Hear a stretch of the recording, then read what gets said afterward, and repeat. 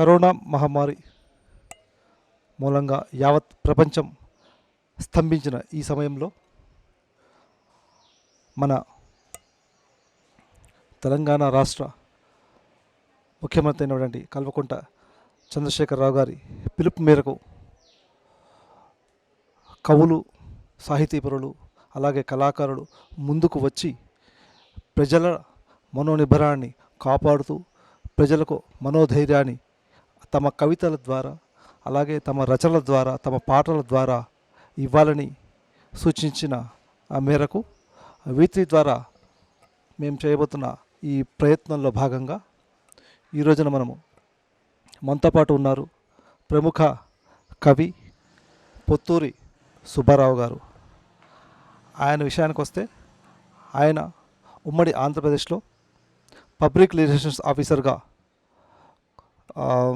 పదవీ విరమణ చేసి ప్రస్తుతం సాహితీకిరణం అనే మాసపత్రికను నడుపుతూ తద్వారా ప్రజానికానికి, సంఘానికి, సమాజానికి ఎన్నో ఉన్నతమైన వ్యాసాలేంటి, కథనాలేంటి అందిస్తున్నారు.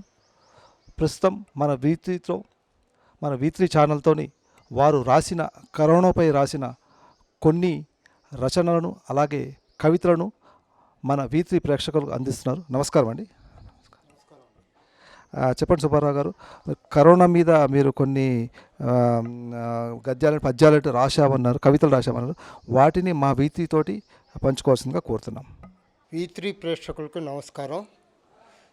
ఈరోజు గత నెల రోజులుగా మనం చూస్తున్నాం, ప్రపంచం మనకి అందించినటువంటి ప్రపంచాన్ని వ్యాపితంగా ఉన్నటువంటి ఈ కరోనా వ్యాధి అనేది నిజంగా అందరినీ కూడా భయపడుతున్నది. మరి దీని గురించే మరి లాకౌట్ చేయటం కూడా జరిగింది, లాక్డౌన్ కూడా. మరి ఇంట్లో నుంచి కూడా చాలామంది బయటికి రాలేకపోతున్నారు. ఆ సమయంలో మన ముఖ్యమంత్రి గారు కూడా చెప్పారు, ఈ సాహిత్యాన్ని పెంపొందించుకోమని చెప్పన్నాడు. ఒక మెసేజ్ ఓరియంటెడ్గా ఈ కవితలు కూడా చదవమన్నారు. నిన్ననే నందిని సిద్ధారెడ్డి గారు తెలంగాణ సాహిత్య అకాడమీ వారి చైర్మన్ గారు, వారు కూడా అదే సూచించారు. అందరికీ కూడా ఈ కవితలు ఎక్కువగా రాసి ప్రజలని చైతన్యపరచవలసిందిగా వారు కోరారు. ఆ విధంగానే నేను ఇది మొదలైన ఒక వారం రోజుల కిందటి నుంచి కూడా నేను ఈ కవితలు రాయటం అనేది మొదలుపెట్టాను. ఇప్పటికి నేను 5 కవితల్ని కరోనా మీద రాశాను. ఇది మరి ఈ ప్రేక్షకులకు కానీ ప్రజలకు కానీ పనికొస్తుందని చెప్పి నేను భావిస్తున్నాను. ఈ కవితలు ఇప్పుడు ఈ 5 కవితలు నేను వరుసగా చదువుతాను. ఈ రోజున మనం చూస్తున్నాము, ఈ డాక్టర్లు, వైద్య వృత్తిలో ఉన్నవారు, నర్సులు, వీళ్ళంతా కూడా ఎక్కువగా శ్రమ పడుతున్నారు. వాళ్ళు ఒక అంటురోగం వస్తుందని భయపడకుండా వాళ్ళు ఆ సేవ అనేది చేస్తున్నారు.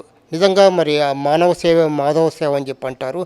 ఆ మానవ సేవ చేసేవాళ్ళు మొదటి నుంచి కూడా మన దేశంలో ఈ వైద్యులైతేనేమి, శాస్త్రజ్ఞులైతేనేమి, ఈ నర్సులు, వీళ్ళంతా కూడా ఈ వ్యాధులు ఎక్కువగా ప్రబలినప్పుడు వాళ్ళు చేసేటటువంటి సేవ గొప్ప సేవ.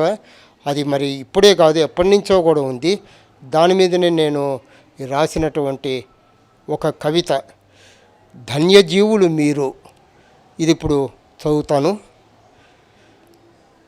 పెదవులపై నిలబడిన చిరునవ్వును మాస్కు కప్పేసినా,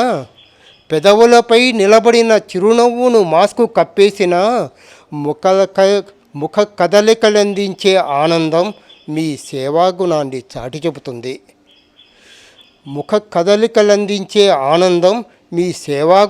చాటి చెబుతుంది.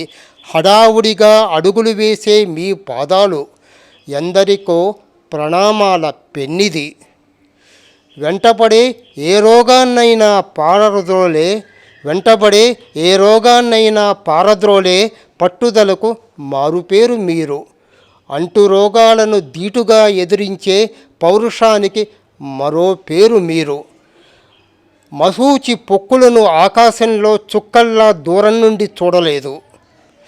కలరా వాంతుల ప్రవాహంలో కొట్టుకుపోతామని భీతిల్లలేదు. ప్లేగు శరీరాలను వదిలి ఇంట్లో పాన్పులపై శయనించలేదు. మీ అండదండలతోనే కదా, శాస్త్రజ్ఞుల సహకారంతో అవన్నీ పారిపోయాయి. ఇప్పుడు వచ్చిన వైరస్ మూలాలపై దెబ్బ కొడితే మృత్యునాదంపై మృత్యునాదంపై విజయ దుంది మ్రోగిస్తున్న కరోనా ఏ పాటికి సాటి అవుతుంది? తోక ముడిచి కాలగర్భంలో కలిసిపోతుంది. అందాక పగలు రేయి వేళ పాల లేకుండా ఇల్లు వాకిలిని వదిలేసిన కారణ జన్మలైనారు మీరు. అందాక పగలు రేయి వేళ పాల లేకుండా ఇల్లు వాకిలిని వదిలేసి కారణ జన్ములయ్యారు మీరు. కార్పొరేట్ వైద్యం కరెన్సీకి కట్టుబడితే సర్కారు వైద్యులే సమయానికి అందుకునేవారన్న పచ్చి నిజాన్ని జనులిప్పుడు తెలుసుకున్నారు. ఎప్పుడో ఒకసారి అన్నదానం కావించి అన్ని మాధ్యమాలలో చాటింపు వేయించుకునే గనులున్న సమాజంలో ప్రాణ ప్రదాతలై అన్ని ప్రచారాలకు దూరంగా వైద్య వృత్తినే పరమావధిగా భావించే ధన్యజీవులు మీరు. మీకు పాదాభివందనం చేస్తున్నాను. ఇప్పుడు ఈ ప్రపంచమంతా కూడా ఈ కరోనా వ్యాధి వ్యాపించిపోయింది. చైనాలో పుట్టినప్పటికీ కూడా ఈ చైనా వాళ్ళు దాన్ని పూర్తిగా కంట్రోల్ చేయగలిగారు. కానీ ఇతర దేశస్తులు, ముఖ్యంగా అమెరికాలో ఇప్పుడు విపరీతంగా మరి ఉంది. వాళ్ళు అక్కడ లాక్డౌన్ ప్రకటించలేదు, ఏదీ లేదు. అయినా కూడా వాళ్ళ వ్యాపారాలు అవన్నీ కూడా దెబ్బతింటాయని చెప్పి అక్కడ అమెరికన్ ప్రెసిడెంట్ భావించి అవేమీ లేకుండా ప్రజలు ఎవరి పనులు వాళ్ళు చేసుకుంటున్నారు. అయితే వేల కొద్ది మరణాలు మరి ప్రతిరోజు కూడా సంభవిస్తున్నాయి. ఆయన చివరికి మన భారతదేశాన్ని మరి ఆ కోక్వలేన్ అని చెప్పి మన మలేరియా మందుని ఆయన అడిగారు. దాన్ని దృష్టిలో పెట్టుకొని నేను ఈ కవితను రాశాను. ఈ కవిత శీర్షిక రగులుతున్న ప్రతీకార వాంఛ. అది ఎవరికి రగులుతున్న ప్రతీకార వాంఛ? మనకు కాదు, ఆయనకి, ట్రంప్ గారికి. దాని మీద రాసినటువంటి ఈ కవితను నేను చదువుతాను. సంక్షోభాలు అప్పుడప్పుడు సత్యాలను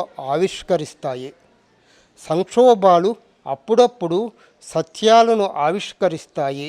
ప్రపంచీకరణ సుడిగాలిలో ఏది కొట్టుకొచ్చినా అది విశ్వమంతా నిండిపోతుంది. సరళీకరణ మంత్రం సర్వరోగ నివారిణి అనుకుంటే అది కొత్త రోగాన్ని దిగుమతి చేసుకొచ్చింది. సరళీకరణ మంత్రం సర్వరోగ నివారిణి అనుకుంటే అది ఇప్పుడు కొత్త రోగాన్ని దిగుమతి చేసుకొచ్చింది. అగ్రరాజ్యానికి దూరదృష్టి మెండు. వైట్ హౌసులో రుద్రస్తోత్ర పఠనం, కళ్ళల్లో కన్నీళ్లతో నిండిన నయాగారా జలపాత ఘోష. వైట్ హౌసులో రుద్రస్తోత్ర పఠనం, కళ్ళల్లో కన్నీళ్లతో నిండిన నయాగారా జలపాత ఘోష. నైరాస్యపు నీడలో కాలం వెళ్ళబుచ్చుతూ వెలవెలబోతున్న ముఖార విందాలతో అక్కడ భారతీయులను ఘనముగా ముందుకు తెచ్చిన పెద్దన్న. కళ్ళు చెమర్చిన నగుమోముతో మన దగ్గరున్న ఔషధాన్ని అడిగిన తడువుగా ఇచ్చేస్తామనుకున్నారు.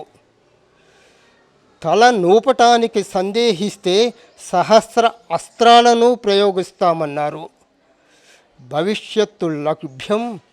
భవిష్యత్తు లభ్యం లెక్కలన్నిటినీ వేసుకొని కొట్టగానే కావలసిందేమని వెనక్కి తగ్గారు. అన్నా, ట్రంప్ అన్నా, మాపై కాదు మీ ప్రతాపం. రగులుతున్న ప్రతీకార వాంఛని ప్రపంచాన్ని గడగడలాడిస్తున్న ఓ చిన్న సూక్ష్మక్రిమి కరోనా అవిచ్ఛిన్నంగా రాజ్యమేలుతుంటే చూస్తూ ఊరుకోవటం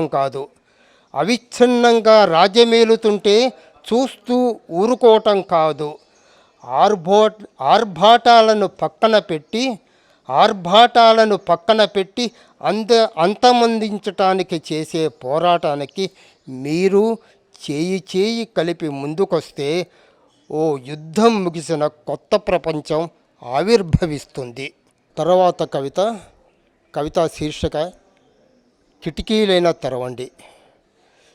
ఇదేంటంటే మనకి చాలా కాలం నుంచి కూడా ఈ సోషల్ మీడియా ఈ సెల్ ఫోన్లు తర్వాత వాట్సాప్లు ఎక్కువైపోయి మనిషి కొద్దిగా దూరంగానే సంచరిస్తున్నారు. అటువంటప్పుడు ఇది పెద్ద లెక్క అనే పద్ధతిలో నేను ఈ కవిత రాశాను. ఇది కూడా ఒక మెసేజ్ ఓరియంటెడ్గానే ఉంటుందని చెప్పి నేను భావిస్తున్నాను. ఈ కవితా శీర్షిక కిటికీలైనా తెరవండి. మనిషి ఒకరికొకరు చెట్టపట్టాలేసుకొని తిరిగే రోజులు ఎప్పుడో పోయాయి. ఆత్మీయతలు ఏ రోజో అడుగంటాయి. అంతరాలు అదే పనిగా పెరిగిపోయాయి. సామాజిక మీడియాలో చాటింగులే అందరికీ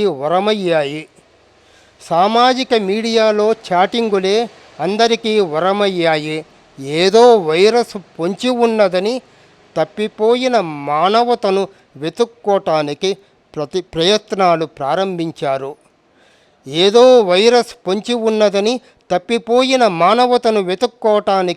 ప్రయత్నాలు ప్రారంభించారు. నాలుగు మంచి మాటలను పంచుకోవటానికి సన్నద్ధమైనప్పుడు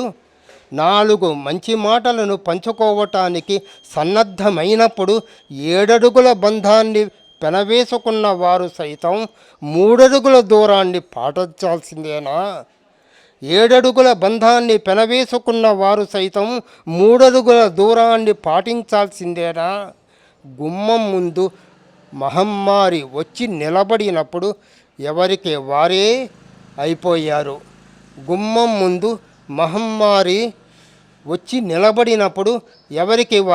అయిపోయారు.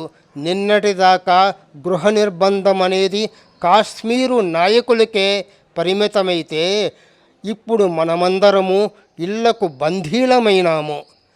ప్రపంచమంతా చుట్టుముట్టిన కరోనా ఇక్కడికి వచ్చి తిష్టవేసినప్పుడు తలుపులు మూసుకుంటే లోపలికొచ్చే కాంతిరేకులలా మాయమైపోతే మంచిదే. ఇక కిటికీలైనా తెరవండి. మానవాళికి కమ్ముకున్న తమస్సును తరిమికొట్టి ఎదలను నిండుగా కొత్త ఉషస్సులతో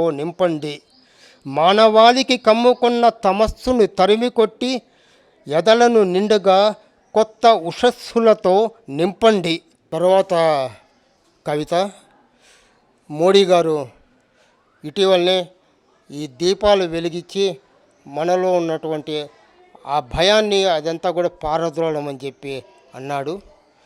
సరే, దీపాలు వెలిగించారు, చాలా బాగానే మోడీ గారు మన దేశం అంతా కూడా చక్కగానే అది చేశారు. అయితే హృదయ దీపాలను కూడా వెలిగించుకుందాం అని చెప్పి ఈ ఒక ప్రబోధాత్మకంగా రాసినటువంటి ఈ కవిత హృదయ దీపాలను వెలిగించుకుందాం రండి. ఈ కవిత శీర్షిక ఎవరో ఎప్పుడో చెప్పారని కాదు, స్వయం ప్రకాశిత ఆలోచనలతో స్వచ్ఛమైన మనస్సులతో జీవన విధానాలను చక్కపెట్టుకోగలిగేవారే ఆదుత్యునుల ఉదయాస్తమయాల్లోనూ అందాలను చిందించగలుగుతారు. ఆపదలారంభమైనప్పుడు అన్నిట్లో మేమున్నామంటూ అందరికీ హితబోధ చేయరు. తమలోకి అడుగిడుతుందనుకున్న మహమ్మారిని బహిర్గతం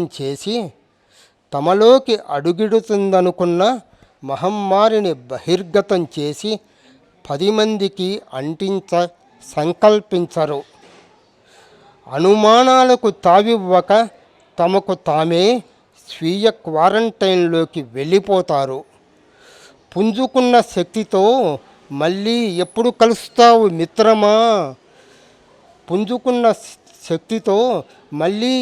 కలుస్తావు మిత్రమా అని సంబోధించే ధీర గుణాన్ని రప్పించుకోగలుగుతారు. చమురు కరువైన దివ్యల్లో వేతనాల కోతల చేతులతో వెలిగించేవి గాలిలో దీపాలే అవుతాయని తెలుసుకుంటారు. కరోనా ముగింపుకు స్వాగతం పలుకుతూ అందమైన ఆశల కరోనా ముగింపుకు స్వాగతం పలుకుతూ అందమైన ఆశల పల్లకీకి బొయ్యిలై హృదయ దీపాలను వెలిగించుకుందాం రండి అనే నాదాలతో కొత్త లోకాలకి ఆహ్వానిస్తారు. మనం మామూలుగా ప్రతి ఏడాది కూడా ఉగాది అనేది చాలా బాగా చేసుకుంటూ ఉంటాం.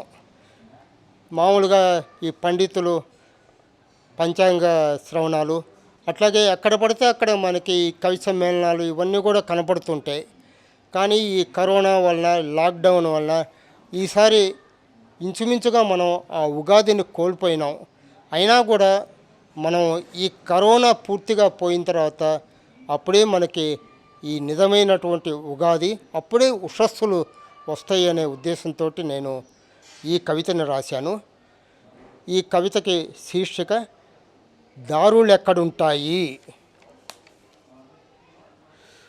చుట్టూత భయం ఆవరించినప్పుడు అవతలికెళ్ళటానికి దారులు ఎక్కడుంటాయి. ఏదో సందు చూసుకుని వెళ్ళినా యువతలికి రాగానే మొహాన్ని తేరిబారా చూసి ఎక్కడి నుండి మహమ్మారిని నెత్తిని పెట్టుకొచ్చాడోనని గజగజలాడే ఇంటిల్లపాదికి ఓదార్పునందించే వారెవరుంటారు. గజగజలాడే ఇంటిల్లిపాదికి ఓదార్పునందించే వారెవరుంటారు. దగ్గొచ్చినా తుమ్మొచ్చినా దిగమింగుకునే శక్తిని తెచ్చుకోవాలి. బాహాటం తెచ్చే చేటుకు తిరగగలిగే వారెవరు. దగ్గొచ్చినా తుమ్మొచ్చినా దిగమింగుకునే శక్తిని తెచ్చుకోవాలి. బాహాటం తెచ్చే చేటుకు తిరగగలిగే వారెవరు. చప్పట్లు కొడితేను గంటలు వాయిస్తేను భయపడి పారిపోతుందనే భ్రమకు తిరోధకాలిచ్చి మనలను అడగకొట్టే ఈ పిశాచానికి భూమి మీద నూకలు చెల్లేట్టుగా పోరాటం సలపాలి. సూర్యచంద్రులకేం వాళ్ళు హాయిగా ఉంటారు. సూర్యచంద్రులకేం వాళ్ళు హాయిగా ఉంటారు. నవగ్రహాలలో ఒక్క భూగ్రహానికేమిటి ఈ విపరీతాలు. ఈ గ్రహంపై జీవిస్తున్న మనుషులు ఒకరికంటే మరొకరికి పడదు. స్నేహహస్తాలు ఎక్కడా కనిపించవు. విభజన రేఖలను చెరపనంతగా గీసే పాలకుల విలయ నిలయాలిక్కడున్నాయి. ఈ అయోమయ లోకానికి రానా అని అడగకుండా వచ్చేవేమిటి ఓ కరోనా. రానా అని అడగకుండానే వచ్చావేమిటి ఓ కరోనా. నిన్ను సాగనంపే ఉపాయ అస్త్రాలెన్నో మా దగ్గరున్నాయి. వాటిని ఉపయోగిస్తాం. ఉగాది అంతగా చేసుకోలేకపోయినప్పటికీ స్వేచ్ఛగా విహరించే ఉషస్సుల కోసం ఎదురు చూస్తాము. అప్పుడు కోకిలలిక్కడ హాయిగా పాడుతాయి. వసంతమప్పుడు కొత్త దారులు తొక్కి ముందుకు వస్తుంది. చూశారు కదండి, పొత్తూరి సుబ్బారావు గారు కరోనాపై సంధించిన కవిత బాణాలు. V3 ఈ ప్రయత్నంలో ఇంకా ముందుకు సాగుతుంది. మరెన్నో కళాకారులని అలాగే కవులను కూడా కలిసి ఈ యుద్ధాన్ని ఇంకా ముందుకు తీసుకెళ్తుంది.